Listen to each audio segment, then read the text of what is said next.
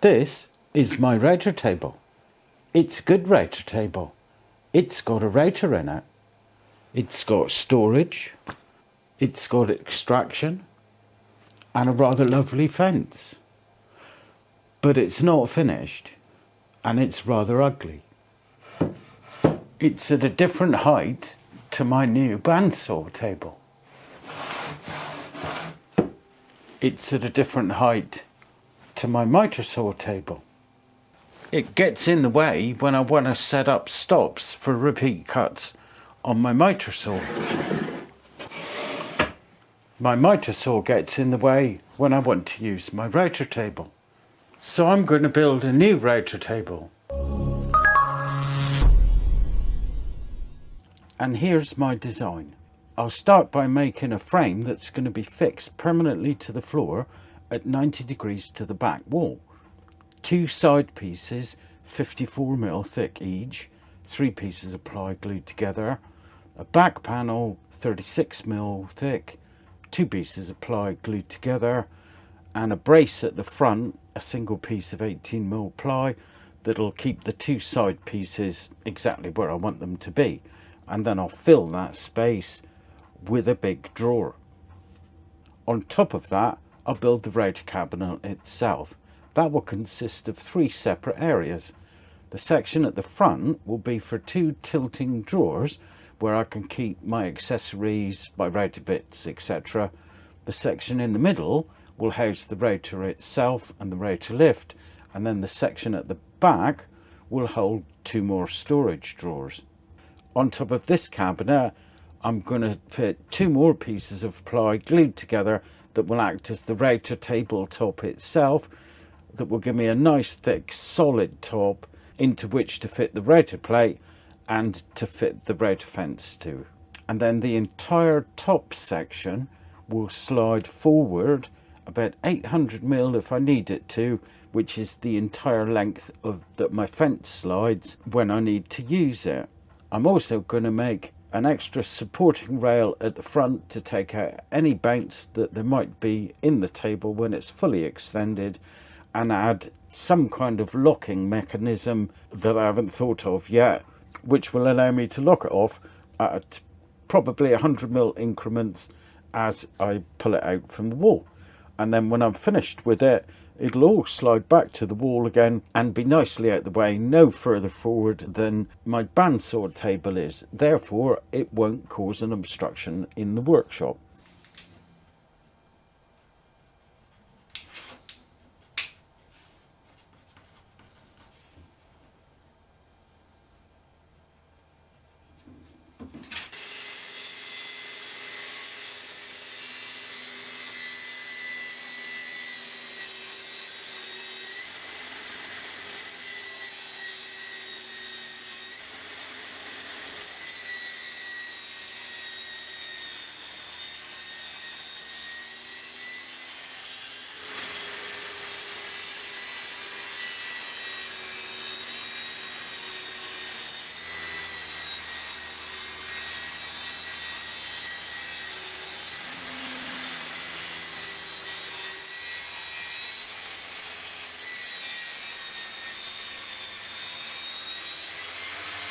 So I've stopped breaking down the sheet goods for a minute so that I can size these to exact size, or rather exact width, and get these side panels glued up so that can be going off while I then carry on and break down the rest of them.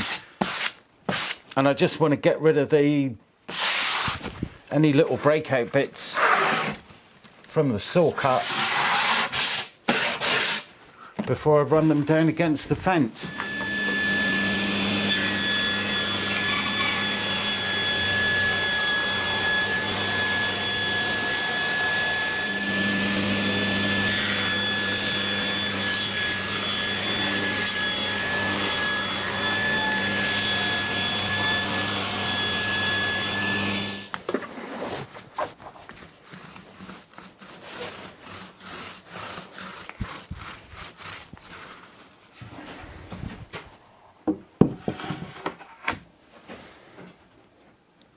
I haven't trimmed these to length yet, you'll probably have noticed.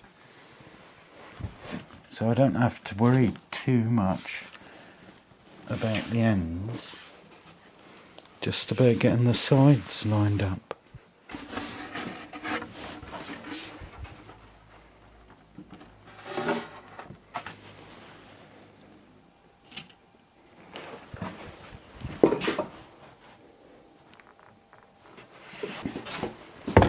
Panel number 1.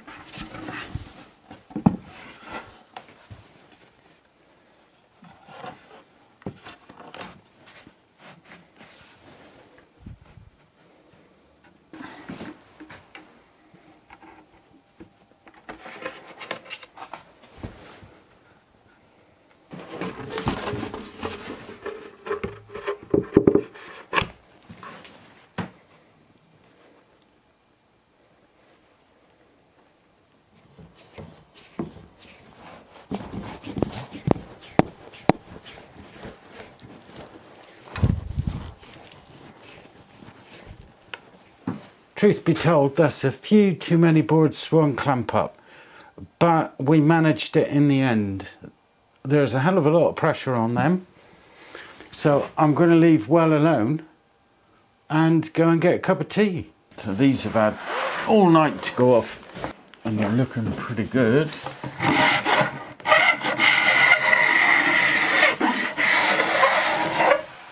So these two are the back panels, matching back panels to go with the panels that I glued up just now from your perspective, yesterday from mine. And then the only thing I've got left to do for the base section are the slider blocks.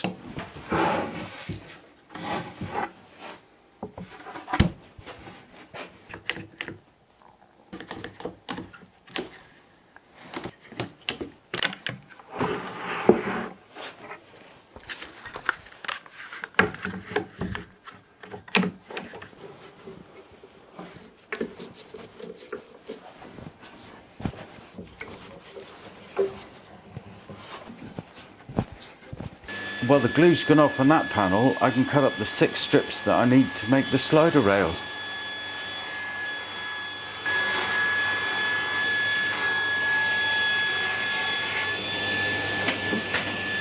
Just enough room at the edge of the bench to glue these together, then it's all gone off at the same time when I get my coffee.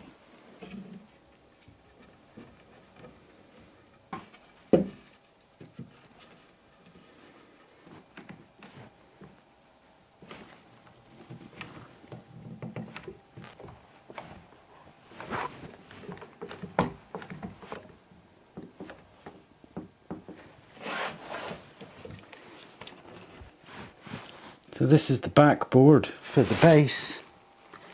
I'm going to use pocket screws. So 50mm up, 50mm down. And centre on the inside. I know it's the back, but then they won't be seen. And old habits die hard.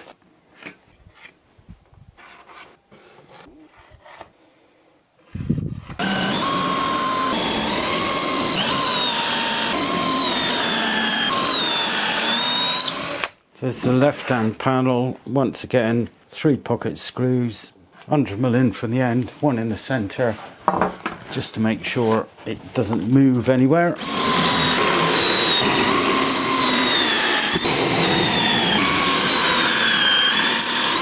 And now it's time to say goodbye to my dear friend, my erstwhile companion. Parting is such sweet sorrow.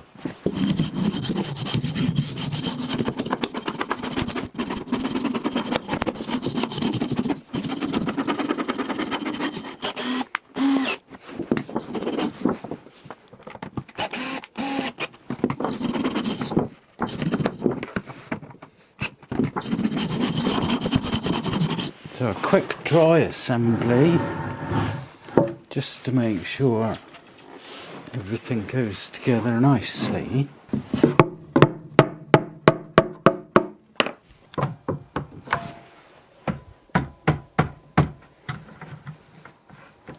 So I think I'll do that left hand side and then this right hand side and then the front.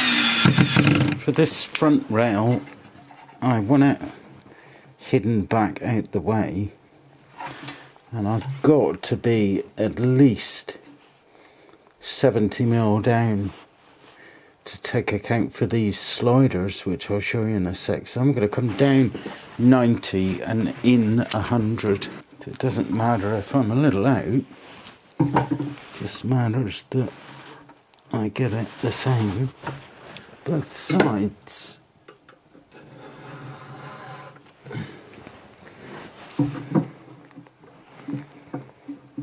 Actually 90mm in is plenty good enough. This is just going to sit in there and brace the whole thing. So again, little spot of glue. And I can hold that near enough, put a bit of pressure on, and tap it into perfect alignment.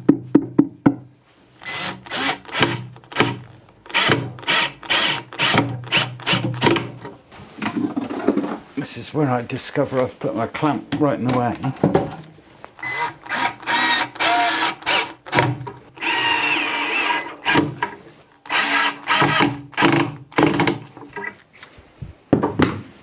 And that's essentially my base complete.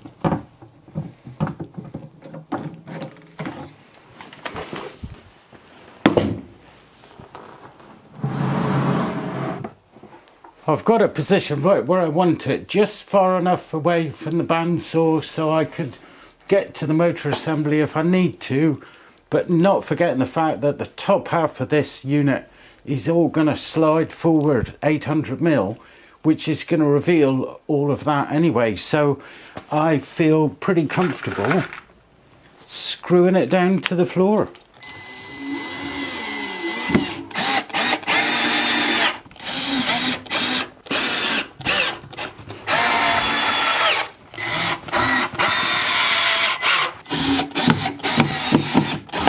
Earlier in the video you saw me make up these two rails, and ththese rails are to support the base plate of the top cabinet and for me to attach the drawer runners, the 850mm drawer runner that I'm using, to this side and then to this with the top plate on top. Hope that makes sense.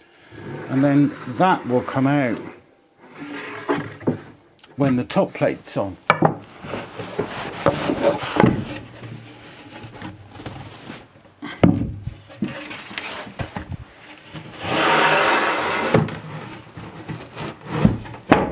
And this is the panel that I just mentioned, the base of the top box or the router unit itself.